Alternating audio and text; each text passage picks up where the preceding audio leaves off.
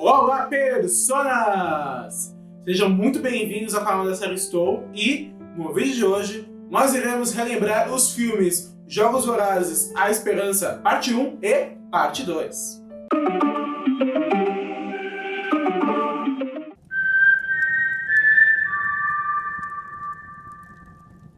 Bom, e diferente do que foi no cinema, aqui na série Estou, nós trataremos de Jogos Vorazes como merece, que é de uma vez só, A Esperança, em um vídeo só. Dividiram o filme final em duas partes, algo muito comum, tivemos com Harry Potter, tivemos com Crepúsculo, Jogos Vorazes também, mas aqui nesse vídeo vai ser um review completo dos dois filmes de uma vez. Bom, a nossa história começa e a Katniss está no Distrito 13. Como nós vimos no nosso vídeo anterior sobre Jogos Vorazes em Chamas, o Plutarch, junto com Haymitch e alguns dos tributos, haviam feito um plano de rebeldia contra a capital e, com a ajuda do Distrito 13, tiraram a Katniss e o Finnick da arena. A Johanna Mason e o Peeta ficaram, o Beast também foi com eles, só que todo ferido. A Katniss, então, ela justamente começa a Esperança no 13, nós vemos que ela está bem abalada, destruída emocionalmente, e ela ficou muito chocada de saber que eles não levaram Peeta junto com o lugar dela ou junto com eles, né? Nós vemos que ela, no começo, ela tá fugindo da enfermeira, que ela estava internada e tudo mais. Ela que já estava tendo algumas recaídas desde o começo de Em Chamas, agora piorou de vez. Porém, a Katniss foi salva com um propósito, o propósito de ajudar na rebelião. E a presidente Alma Coin, interpretada pela Julianne Moore, não quer esperar a recuperação plena dela, né? Já quer começar a usá-la com os seus propósitos de propaganda.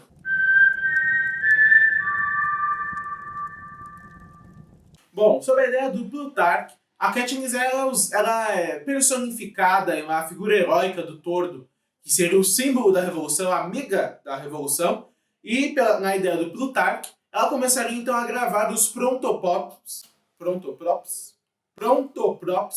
que são os pontos de propaganda, que justamente serão enviados pelos distritos que já estavam em guerra. Alguns em estado mais avançado, outros em estado menos avançado.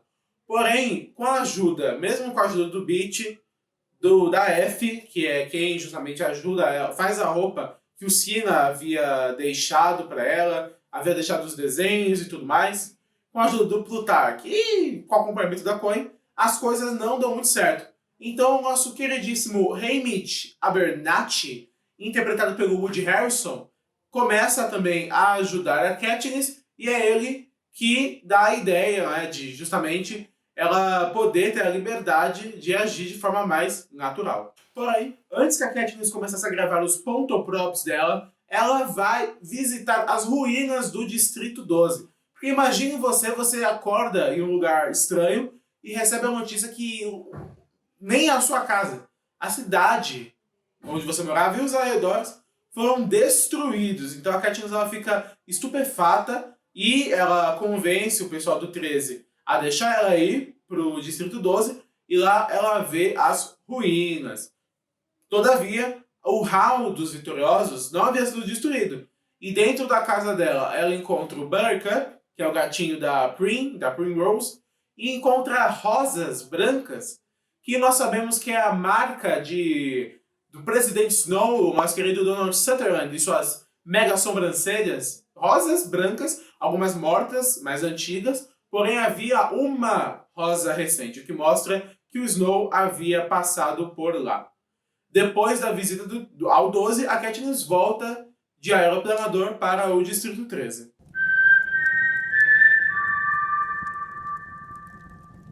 Bom, mas onde está o Peeta? Essa é uma pergunta essencial. Na época de Jogos Vorazes da Esperança, essa resposta ela já era mais conhecida porque os trailers do filme revelavam onde estava o Peeta. Ele e a Johanna Mason estavam sendo usados pelo Snow como propaganda, sendo os mascotes da capital e aparecendo ao lado dele. Porém, todo esse comportamento dócil por parte do Peeta foi visto com maus olhos no 13, sendo que ele até mesmo foi chamado de traidor ao pedir, em uma entrevista com César Flinkman, que é o Stanley Tucci, pedir por um cessar-arma, um cessar-fogo. Foi chamado de traidor até, mas com o passar do tempo nós vamos entendendo os motivos de Peeta Mellark, interpretado pelo Josh Hutcherson.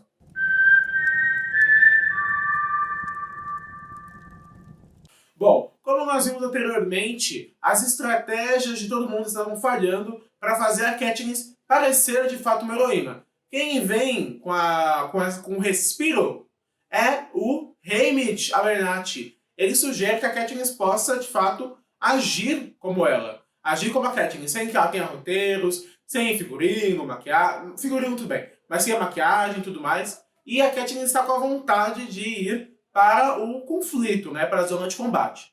Então, uma equipe de filmagem e também de segurança é formada para acompanhar ela até o Distrito 8, onde ela finalmente filmaria alguns pontoprops para a rebelião.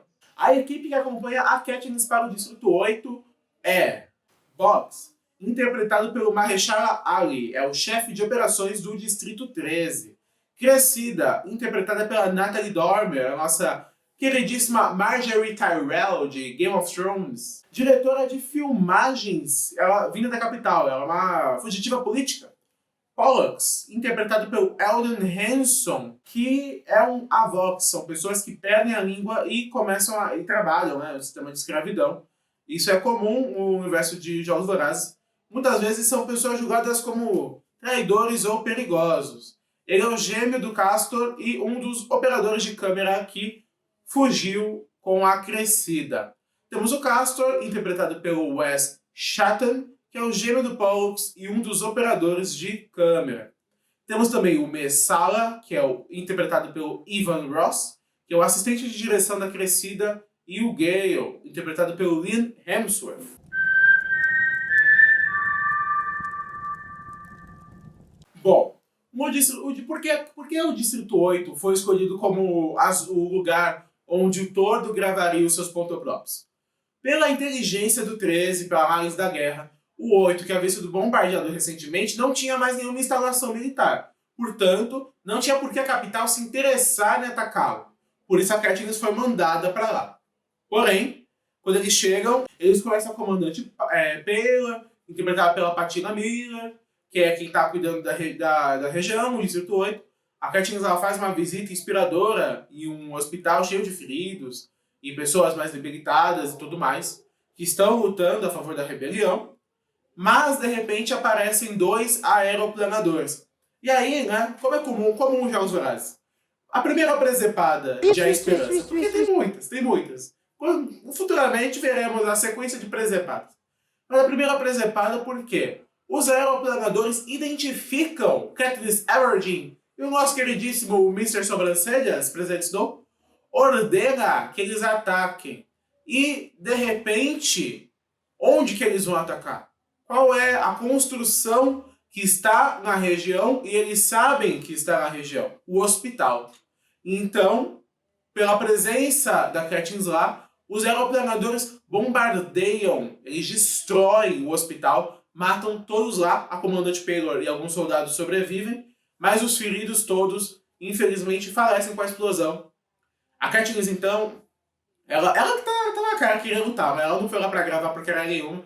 Ela então foge, o Gale vai atrás, e eles então, ela consegue derrubar os aeroplanadores com flechas explosivas, porque o Beetee havia feito armas especiais para ela e também para o Finnick e para o Gale, fez uma besta especial para o Gale e tudo mais. Ela então derruba os aeroplanadores com uma flecha explosiva e lá ela grava o primeiro pontoprop dela de verdade. Ali era a Katniss, com o aeroplanador, com o símbolo da capital queimando no fundo. Ela faz o discurso motivador dela, falando que a capital queimou o hospital, falando que tem fogo ali atrás, e se nós queimarmos, vocês vão queimar com a gente.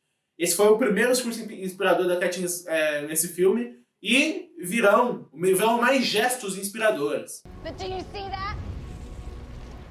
Fire is catching. And if we burn, you burn with us. Bom, esse protopop ele gera resultados positivíssimos. Por quê? O filme, então, o próximo ponto de destaque é no Distrito 7. Distrito 7 que nós sabemos quem veio de lá foi Joanna Mason, que é um distrito conhecido por ser o de lenha, de árvores, extração de árvores e celulose. E lá nós vemos a primeira cena de rebeldia dos distritos mais elaborados, assim, né? Porque até então era só aquela confusão que o pessoal fazia, quando a Katniss e o Peeta passaram lá em chamas pelos distritos, era aquilo. Agora nós vemos o pau quebrar.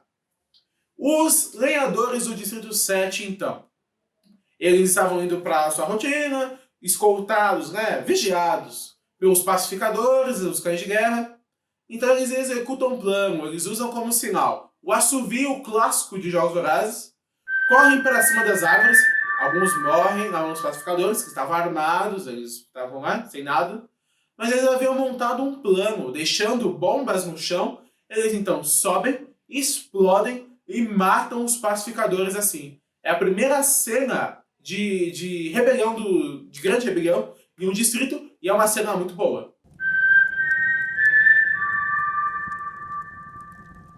Depois nós temos que voltar nossa atenção para o Distrito 12. Por quê? A capital era inteligente. Da mesma forma que ela escondeu por 75, 76 anos que o Distrito 13 não havia sido destruído, ela também escondeu do restante de Panem que o Distrito 12 havia sido bombardeado. Então ninguém sabia disso.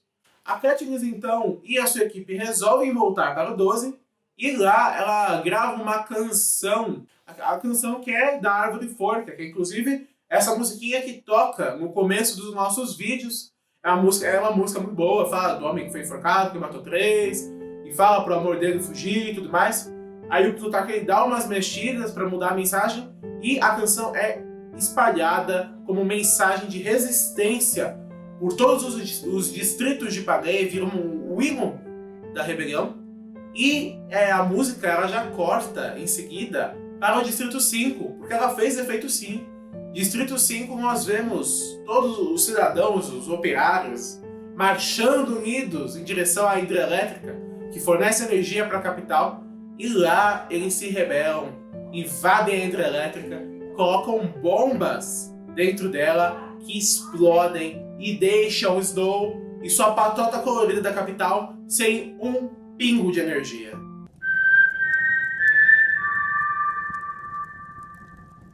É óbvio que a capital ela ia dar uma resposta para tudo isso, né? O Snow ele é astuto, é o olho de cobra. Seus Anéis tem língua de cobra, que tem olho de cobra. Ele então, o que ele decide fazer? Ele faz um plano ardil que, vamos guardar aí a expectativa, porque é bombástico. Agora é bombástico. Vamos lá então.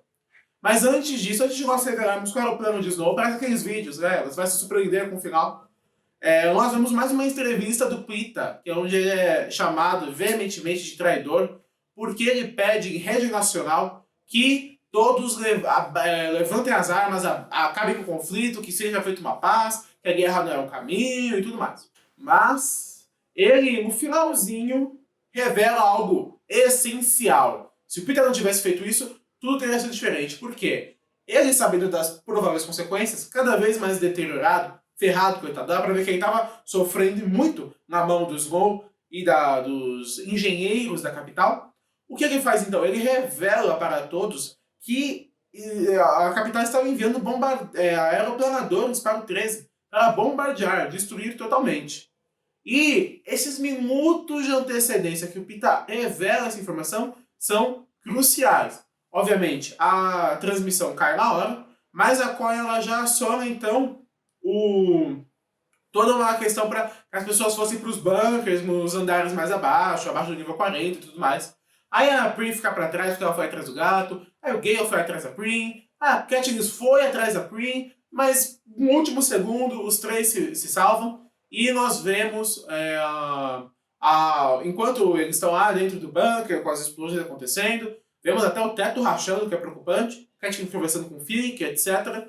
Vemos a Coin, junto com o Plutarch e o pessoal ali da administração, cuidando dessa situação, né? Porque eles não sabem se eles mandam os aeroplanadores do 13 atrás, se eles revelam as armas. Aí uma hora a Coin faz e desfaz, mas enfim, a ação do Peeta é crucial, ele salva as pessoas no Distrito 13, e isso meio que limpa ele com a Coin, porque ela estava vendo ele como um traidor, sim.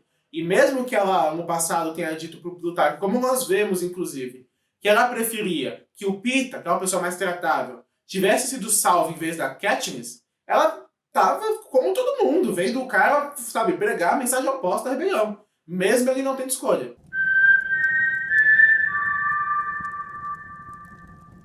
Bom, nós estamos caminhando agora para o final de Jogos Vorazes à Esperança. Você pode estar pensando, nossa, mas foi rápido? O vídeo sobre os Jogos Vorazes em Chamas foi melhor que isso?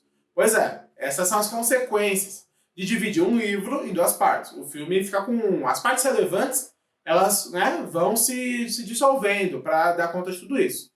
Inclusive, essa é uma das críticas, vamos ver isso no futuro. Mas agora vamos então para o grande finale de A Esperança Parte 1, mas não vamos parar, porque veremos também A Esperança Parte 2, que é onde o pau vai comer de verdade.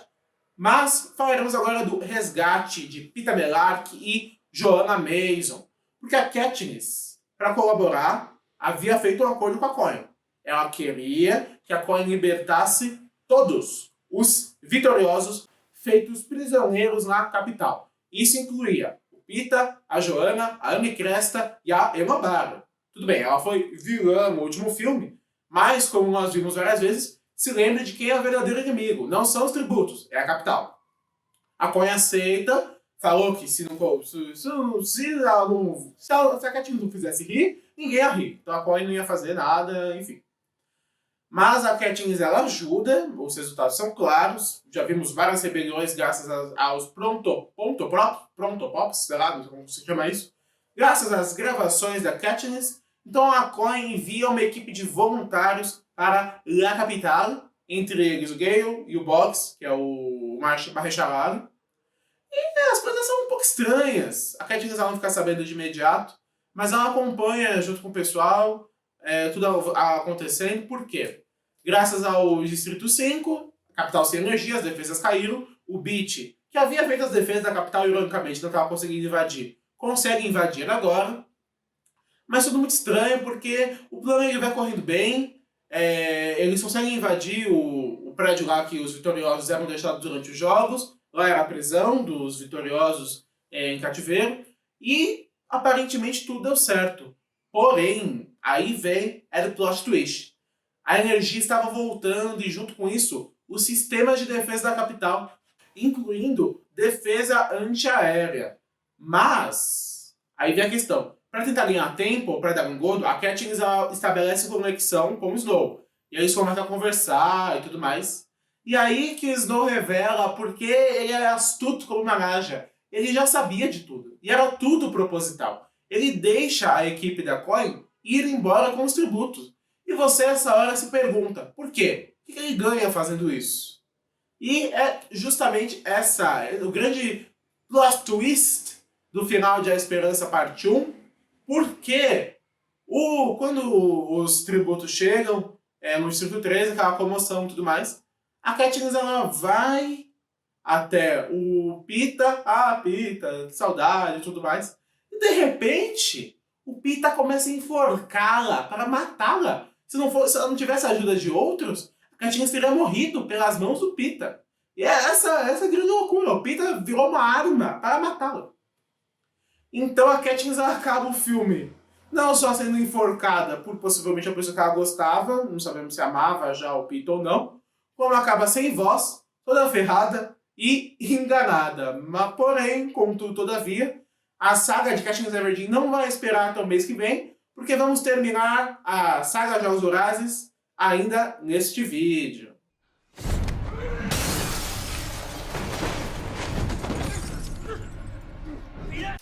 Bom, um começo então agora do que seria Jogos Vorazes A Esperança Parte 2, dessa nossa continuação do nosso vídeo, a Katniss e o Peeta estão em recuperação.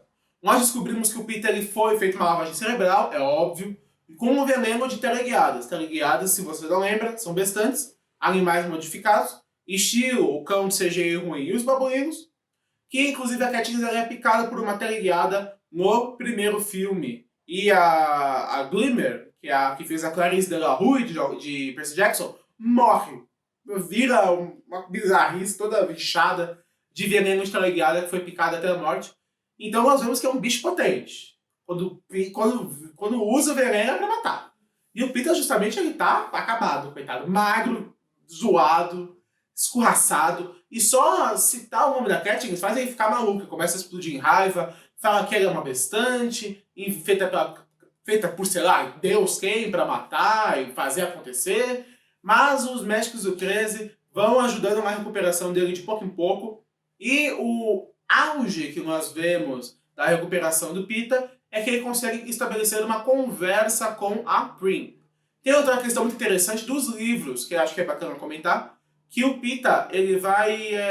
inclusive, ele se reabilita um pouco mais nos livros. Nós vamos ver futuramente por quê. Mas no filme, por enquanto, é isso que nós sabemos. Ele está em fase de recuperação.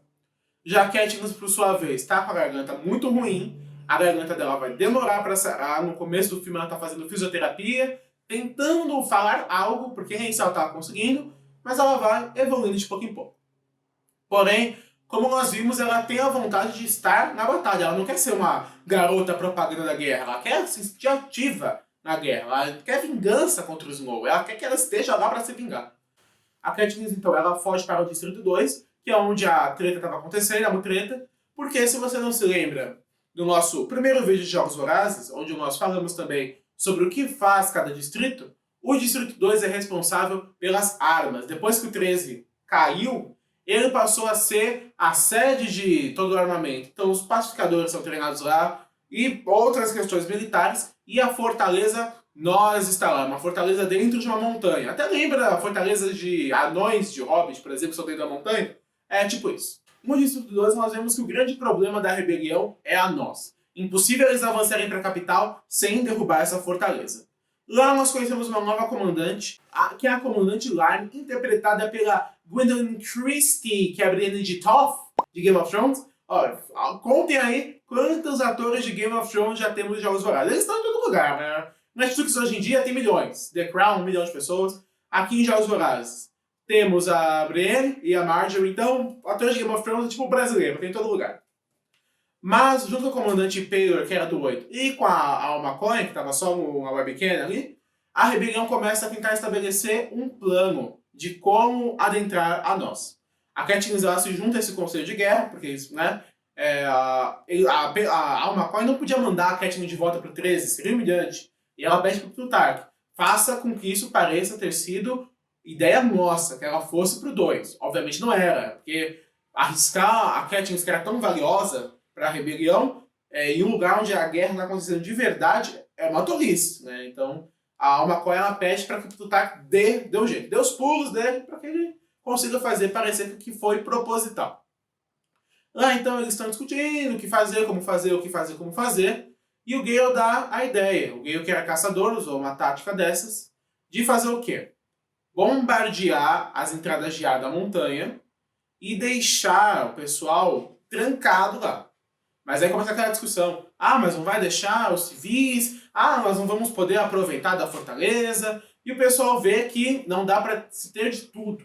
E aí, com o aval da Alma Coin, a tática do Gale é usada, porém com mudanças. Haveria então uma única saída seria deixada para que os civis fugissem, todo mundo, se fugisse, se entregasse, e lá a Katniss estaria com toda uma equipe para incentivar a rendição. Esse plano é feito, dá certo, nós vemos os aeroplanadores bombardeando a montanha e tudo mais. E lá a Katniss, um sujeito vem, mira a arma na cabeça dela. E lá ele pergunta pra ela, por que eu não te mataria? Qual o motivo que eu tenho pra não te matar? E ela fala, você não tem motivo nenhum. E ela consegue, com a sinceridade dela, convencê-lo de se render. Ela fala que eles não devem ser inimigos, que o verdadeiro inimigo é a capital. Por que ele está lutando pelo Snow, sendo o cachorro do Snow, vassalo do Snow? O que ele está ganhando com isso? E ele reflete sobre e abaixa a arma dele. Porém, a Katniss não convenceu a todos com seu discurso. E de repente, toma um tiro de uma outra pessoa que havia vindo da voz e cai. Ficamos aí, então, na expectativa. O que será de Katniss Everdeen? Enquanto a Katniss está se recuperando de novo, temos que exaltar um ponto muito bacana desse filme, que é o casamento de Finnick Odair e Amy Cresta. Finalmente se casaram. Eles que se amam há tanto tempo conseguiram ter a paz para unir matrimônio, finalmente.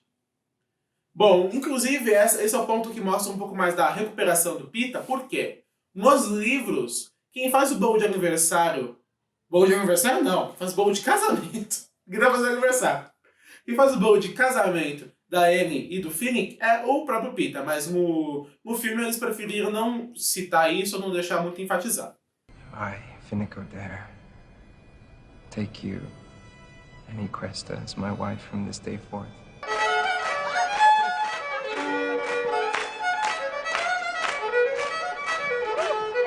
E depois disso, a Katniss quer voltar para a ação de novo.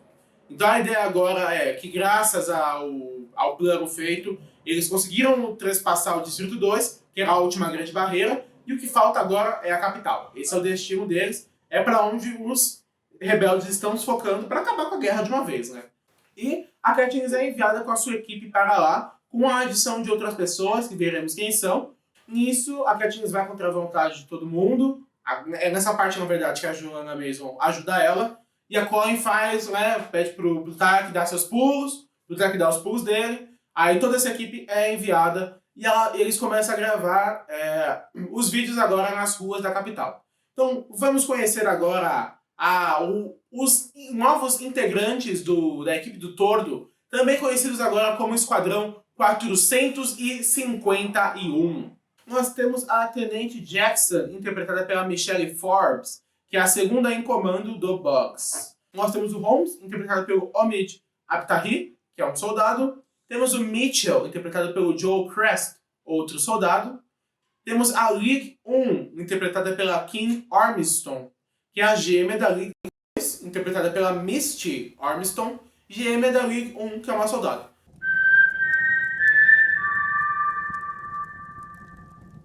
A unidade 451 ainda recebeu um ovo. Que raios é um ovo? É um mapa 3D que mostra as ruas da capital e também mostra os casulos. Aí vocês perguntam, ok, agora eu sei o que é um ovo, mas o que raios é um casulo? Casulos são dispositivos feitos pelos organizadores dos jogos, porque o Snow soltou, né, deixou os garotos brincar, deixa os garotos brincar. Deixa os garotos brincar! Soltou os cachorros, deixou os organizadores criarem essas armas de morte como defesa da capital. Então, de repente, você pode estar passando em uma rua da capital e um casulo explode e lança fogo, te mata.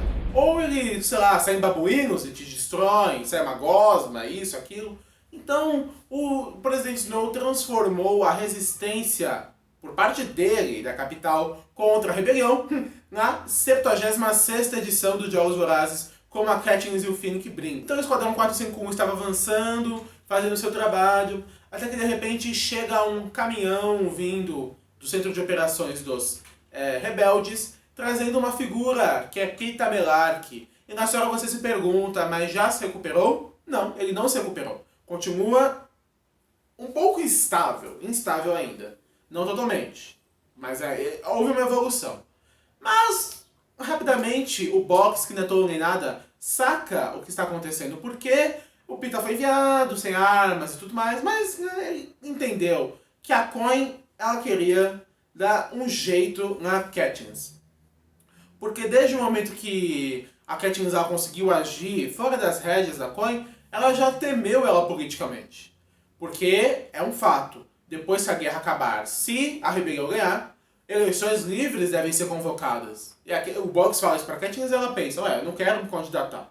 Mas ele fala, mas quem você vai apoiar? E a Katniss não apoiar a Coin de primeira já é uma mostra que ela é perigosa para os planos da comandante do 13. Então ela manda o Peeta, aproveitando que ele é uma máquina de matar a Katniss, manda ele para matar a Katniss. Mas o Box promete protegê-la.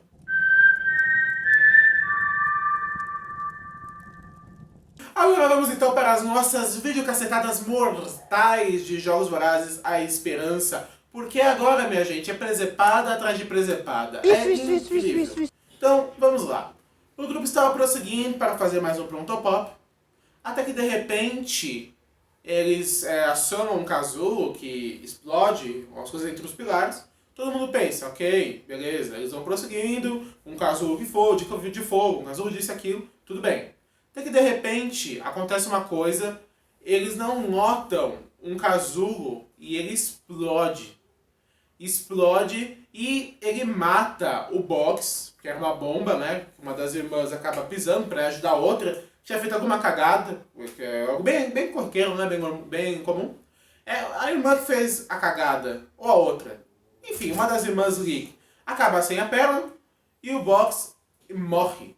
E ele passa o comando do WoW para a Katniss, sendo que o comando do WoW só poderia ser passado vocalmente pelo comandante, né? Porque se estivesse portando o comando. E para destruir tem que falar cadeado 3 vezes em referência às Amoras Cadeado, que a Katniss usou para enganar a capital na 74ª edição dos jogos. Mas vamos lá. Boggs morreu, passou o comando do WoW para Katniss, uma das irmãs está ferrada no chão, a outra vai ajudar, pisa em um pedalzinho e se aciona mais um casulo. Esse fecha a praça, que estava uma praça circular, fecha as ruas, tipo viu uma tigela gigante, e começa a surgir uma gosma escrota preta, e eles têm que fugir, né? E o Pita, então, enquanto eles estão fugindo, empurra a Katniss, cai no chão, uma máquina de combate para matar a Katniss, funcionando no pior momento possível. E ele empurra um outro pobre coitado, que não só cai na gosma, como cai em buraco, que um barato, outro casulo que levanta ele, amarra em 4 lados, é uma escrotidão tremenda. Então eles imobilizam o Pita, fogem. Aí eles conseguem fugir, aí fica uma tensão porque a comandante lá, segundo em comando, que é o Olo, porque ela assumiu depois que o Boggs morreu, mas aí a Katniss está com o Olo, ela quer matar o Snow, precisa daquilo se ela quiser matar o Snow, e fica nessa, me passa, não me passa, aí começa um a apontar uma pro outro. Aí fica nessa confusão toda, a Katniss mente então, que ela tinha uma missão super secreta da Coin para matar o Snow, até o idiota sabe que é mentira. A Marjorie Tyrell, crescida, fala, isso mesmo, ela só fez por gentileza, né? Mas todo mundo aceita, né? Eu acho que todo mundo entendeu os motivos da Katniss e ela fica com o comando do Olo.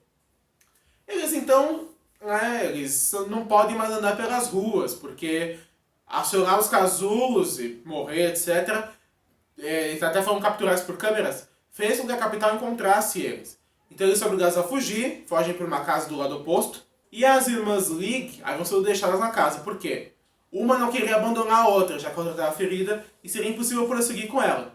Então eles assistem do outro lado da rua os pacificadores explodirem a casa onde elas estavam. Então, em 7 minutos de filme, perdemos Boggs, perdemos Soldado Whatever 1 e perdemos as 2 irmãs League. Ou seja, 4 pessoas já, só para ter noção disso. Mas não acabou por aí, por quê? Se você se lembra, nós havíamos citado que o Pollux era um Avox. Enquanto Avox, ele trabalhou nos esgotos da capital. E é justamente por essa região que o grupo prossegue. Mas, obviamente, os esgotos tinham câmeras, o Snow descobre que eles escaparam, depois de ter feito até anunciando a morte deles, no estilo da morte dos tribus, uma musiquinha até, do Horn of Plenty, na TV pra todo mundo, os traidores e tudo mais, descobre que eles viveram e resolve colocar a 76ª edição dos jogos para o subterrâneo. No subterrâneo, então, eles estão prosseguindo, conseguem escapar de alguns pacificadores, estão dormindo, até que a Katniss, ela tá meio cabreira, ela tava vigiando, começa a escutar um barulho, aí o Pita fala, são bestantes. Aí você fica meio assim, será que ele escutou, será que ele sabe? Não sabemos. Por quê? É citado bem brevemente, nos livros é explicado mais. O Pita, por ter tido tanto contato com os bestantes, sabe o cheiro que os bestantes têm, por algum motivo. Então ele consegue sentir quando os bestantes estão chegando. A equipe então começa a fugir novamente, várias presepadas a caminho. Estava terminando de fugir, todo mundo tinha passado, só tinha sobrado a comandante, whatever, até que, de repente, os bestantes surgem.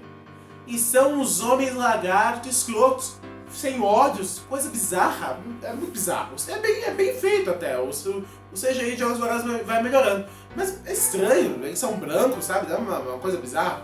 Eles matam a mulher, começam a perseguir eles, e aí começa mais uma rodada de presepados. Porque agora é todo mundo fugindo de homens lagartos. E aí, meu amigo, morre. Mas morre gente em uma velocidade que é surpreendente. Porque, vamos lá, continuam fugindo, aí é tiro de fogo, é explosão, escambau, nada para. O Snow continua mandar os lagartos escrotos.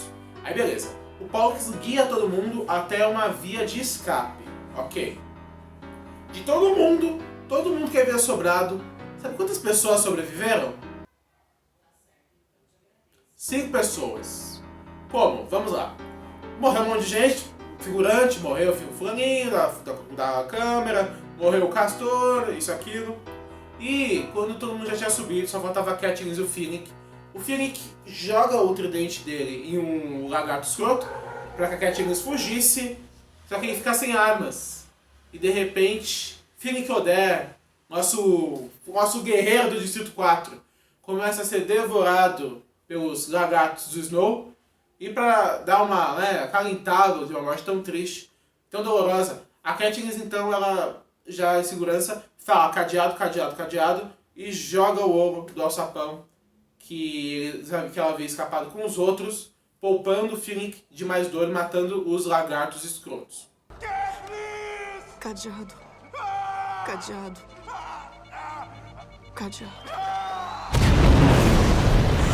Bom, agora eles estão ferrados, sendo procurados pela capital inteira, perderam um monte de gente, todo mundo acabado psicologicamente, e a Crescida ela procura ajuda de uma figura, que é a Tigris, interpretada pela Eugene Bondurant.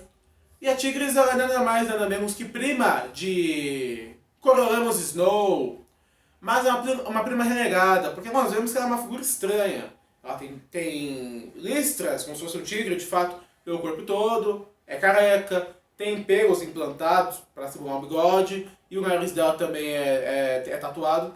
E de repente ela disse que ela era uma das mais famosas estilistas dos jogos, até que o Snow decidiu que ela não era mais bela, e ela, como vingança, abriga os rebeldes nessa situação. Lá nós temos uma cena um pouco constrangedora, que é o Gale e o Peeta discutindo sobre amor da Katniss. Essas cenas acontecem, algumas são um pouco constrangedoras, essa é um pouquinho, que nos livros a Katniss ela até pensa, não ficaria com nenhum dos dois, eu preferia ficar sozinha, mas no filme não, ela só escuta lá de seus lá e tudo mais. No dia seguinte, então, a Katniss resolve prosseguir. Ela pede desculpa, né, porque ela diz que mentiu e tudo mais. A Crescida fala que já sabia, todos sabiam do risco quando concordavam com o plano dela. E a Gale decidem dar fim a toda essa confusão, matando o Homem das Sobrancelhas, que é o Presidente Snow. Então, o Peeta e a Crescida e o Pollux ficam para trás com a Tigris, que disfarça o Gale e a Katniss, e os dois prosseguem pelas ruas da capital. Então vamos lá. O Presidente Snow ele havia dado um toque de recolher geral para que todos os cidadãos restantes que não haviam sido presos, mortos, etc., fossem se abrigar na mansão dele. Lá todos seriam recebidos. Então eles embarcam junto com o fluxo de cidadãos em direção à mansão do Snow, no centro da cidade, quase são identificados, até que os rebeldes chegam até aquela parte e começa a pancadaria. Porque aí é criança que morre, é isso, aquilo, é correria, é pacificador, aí pega pra capar. Aí nisso o Gale é capturado. Nos livros ele e a Katniss haviam combinado que se um deles fosse capturado e não pudesse tomar a pílula de veneno, ele que havia dado a pílula de veneno pro Peeta, que é o que eles tinham criado anteriormente, para que caso eles fossem capturados eles mordessem pra morrer, ele havia pedido pra Katniss: se me capturarem, me mata. No filme não, mas ele pede também na hora: me mata, me mata, me mata. A Katniss não mata, descumpre o que ele pediu. E ela continua prosseguindo. Até aí tudo bem. Tudo bem, né? Agora sem o Gale. Quando ela está chegando na mansão do Snow, de repente soa-se um sinal: que as crianças da capital sejam passadas para frente, porque lá elas teriam prioridade para entrar na mansão. Até tudo bem, a Katniss ficou vendo aquela cena. De repente passa um aeroplanador. e ele solta aqueles caixotes iguais os caixotes que eram dados como prêmios nos Jogos Vorazes. Faz até o apitinho, que são os cilindrinhos, e todo mundo, capital, presidente, enviando recursos, estamos salvos. De repente tudo explode, bem nas crianças, tudo explode. E quando a Katniss ela acorda da explosão, ela vê os médicos indo atrás, inclusive a Prim, que havia se formado médica, ela conta isso durante o bombardeio no 13.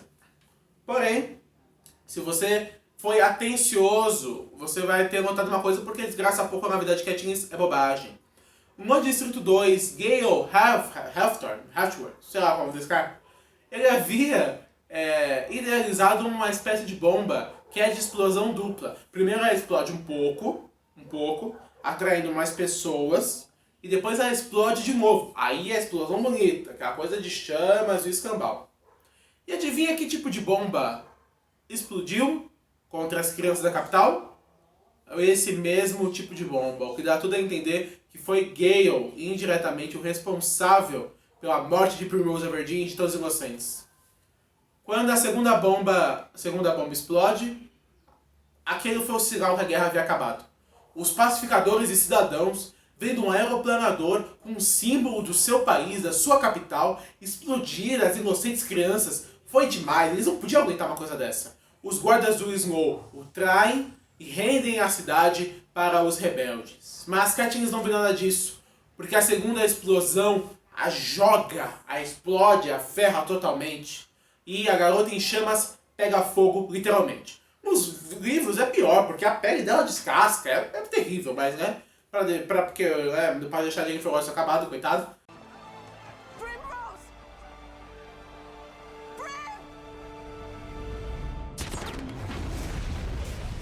A Katniss, então, ela acorda na mansão do presidente Snow, ela fala com a F e tudo mais, ela começa a se recuperar das queimaduras dela, e ela fica naquela, porque né, a guerra acabou agora, então tava tudo muito correria, as pessoas lidando com luto e tudo mais. Ela mesma, inicialmente, não lida muito com luto, é algo muito da Katniss, assim, ela é fria algumas vezes, ela guarda os sentimentos dela algumas vezes, então nós não vemos ela ter um luto muito significativo pela Prim nesse momento. Ela encontra o Snow preso na vinícola dele, né, na estufa de flores dele, e lá eles têm um diálogo. O segundo diálogo que esses personagens tiveram em toda a saga, mas os dois, em Chamas e Agora, são fantásticos. Lá a Katniss confronta ele, dizendo que por que ele fez isso, explodiu as crianças. Ele fala que, ele questiona, por que ele faria isso? O presidente Snow afirma que não mata sem propósitos, e até um tolo conseguia ver que a guerra havia acabado. Com a explosão, ele afirma novamente, que nós já vimos, que os guardas dele se renderam e não havia mais desculpa nenhuma. E a Katniss fala que não acredita nele e tudo mais. E o presidente Snow diz então, ele diz, parece que nós dois fomos enganados, senhorita Everdeen. Caímos ambos no plano da Coin. E ele diz que na verdade quem explodiu as bombas foi a Alma Coin, para justamente vilanizar a figura do Snow, né? E justamente o que o Snow fala ainda, que todo mundo caiu lá no plano da Coin, porque enquanto os distritos da capital se matavam, ela, com as suas armas nucleares, aguardava a guerra acabar para então assumir como governante de Panem. E ele ainda diz que ela almeja o cargo dele, Snow que era ditador, um presidente, o escambau. E a Katniss fala, eu não acredito em você, e ele diz o que ele disse anteriormente, que eles haviam prometido nunca mentir um para o outro. Eso no es verdad. Ay, mi querida señorita Everdeen, ¿no habíamos acordado no decirnos más mentiras? O Tordo então é chamado junto aos outros tributos na presença de Alma Coin, e justamente lá é oferecido uma coisa para eles, que eles votem para ver, ela propõe justamente que eles votem para uma nova edição dos Jogos Vorazes, uma edição simbólica, a última edição, essa sim a 76ª, onde crianças da capital seriam colocadas para disputar. E começa toda uma discussão e tudo mais. Também é perguntado se a Coin ela vai abdicar, ela fala que vai ficar presidente por tempo determinado, o Hammett fica meio assim. Mas quem votou a favor dos jogos, quem votou contra os jogos, e você vai entender porque quem votou no quê. A favor votaram Katniss Everdeen, Hamid Abernathy, a Emma Barra e a Joanna Mason. Contra votou Peeta Mellark, Amy Cresta, que estava grávida de Finnick, ou seja, a morte dele foi pior, porque deixou a esposa e o filho ainda não nascido, e Bitty Latier. Você pensa, a Katniss, que passou por tanta coisa, vai querer defender os jogos?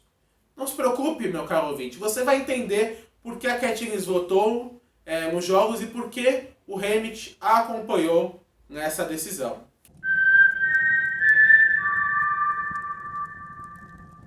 Bom, mais do que obviamente, quem tinha que matar Coriolanus Snow era ela, a garota em chamas, o tordo, Katniss Everdeen com seu 1 milhão de nomes.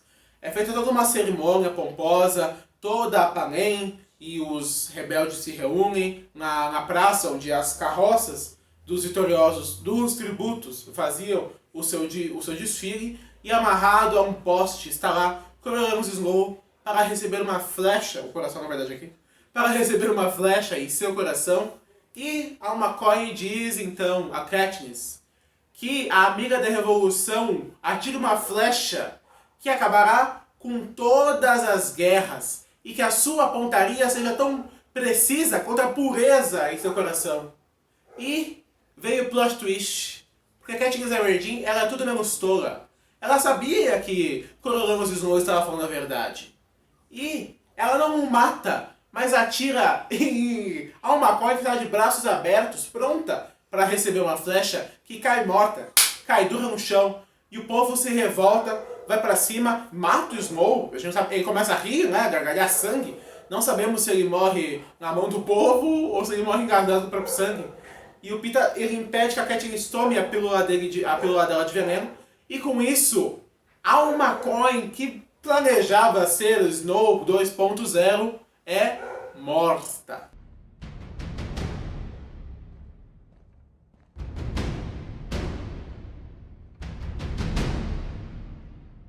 Bem-vindos à nova Panem. Hoje, a maior amiga da revolução vai atirar uma flecha que acabará com todas as guerras. Que a sua pontaria seja tão precisa quanto a pureza do seu coração.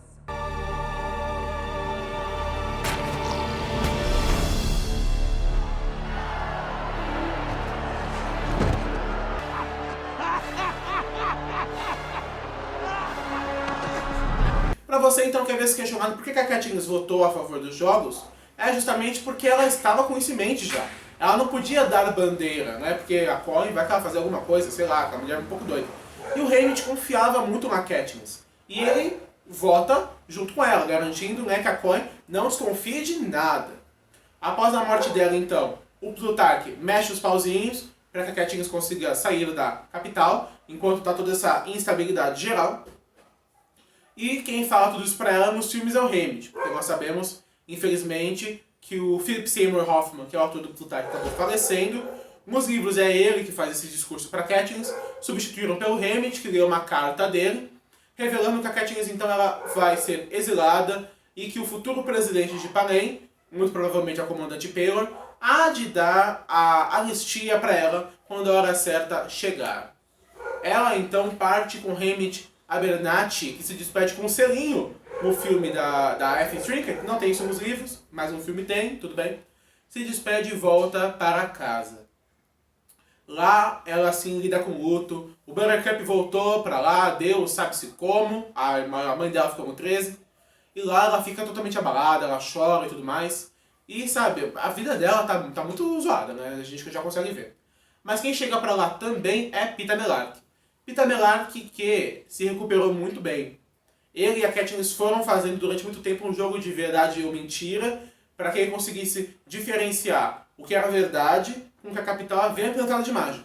Então com isso, eles já estavam bem de novo, ele volta para o Distrito 12 e depois da Katniss ter dado um pé na bunda do Gale, bem merecido quando ela debate se as bombas foram dele ou não, ela e o Peeta começam de verdade uma relação. Eles que sempre ficaram flertando, né, nesse triângulo amoroso, finalmente a Katniss se decide, sabe que o amor da vida dela é o Peeta, e eles começam a viver juntos, um se ajudando a recuperar do trauma do outro. Temos ainda uma cena final para nos brindar, porque após muitos anos do fim da guerra que derrubou a sangrenta ditadura de Coriolanus Snow, vemos Katniss e Peeta com seus 2 filhinhos no campo. E a Katniss fala justamente, né, porque ela vê a filha chorando, né, e ela pergunta se ela teve um pesadelo. E nós vemos ela, enquanto o Peeta brinca com o outro dos filhos dele no campo, ela fala, né, que ela também tem pesadelos conversando com o filho, mas que ela fez um jogo tentando lembrar de tudo que ela já viu alguém fazer de bom na vida. E que ela fala que depois de tantos anos já se tornou entediante. Mas existem jogos muito, muito piores.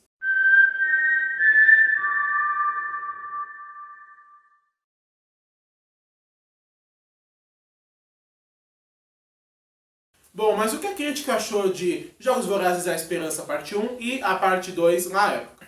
Bom, a Esperança Parte 1 foi criticada negativamente pelo seu ritmo, visto um pouco como lento. Como nós vimos no vídeo, não são tantos pontos assim de destaque no primeiro filme.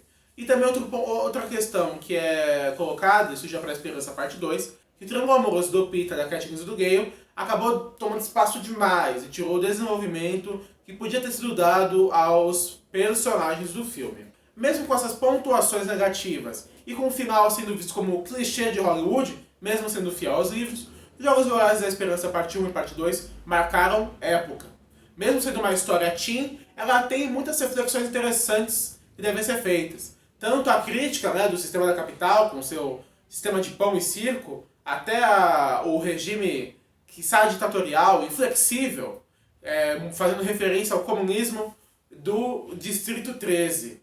É uma saga que questiona, como nós vimos na primeira crítica do nosso primeiro vídeo, questiona os deveres do Estado, questiona a liberdade, e consegue fazer tudo isso de uma forma, né, que não seja maçante, que conecta o público com os personagens, uma história muito boa, e uma certeza que nós temos é que o romance, que é sempre o que as pessoas reclamam muito, sempre toma espaço na saga, tem todo esse background interessante, podemos concordar que em Jogos Vorazes o romance é secundário perante essa trama riquíssima. Então se você gostou desse vídeo, não esqueça que temos também aqui no canal da série Estou outros 2 vídeos sobre os Jogos Vorazes, descobrindo Jogos Vorazes e Jogos Vorazes em Chamas.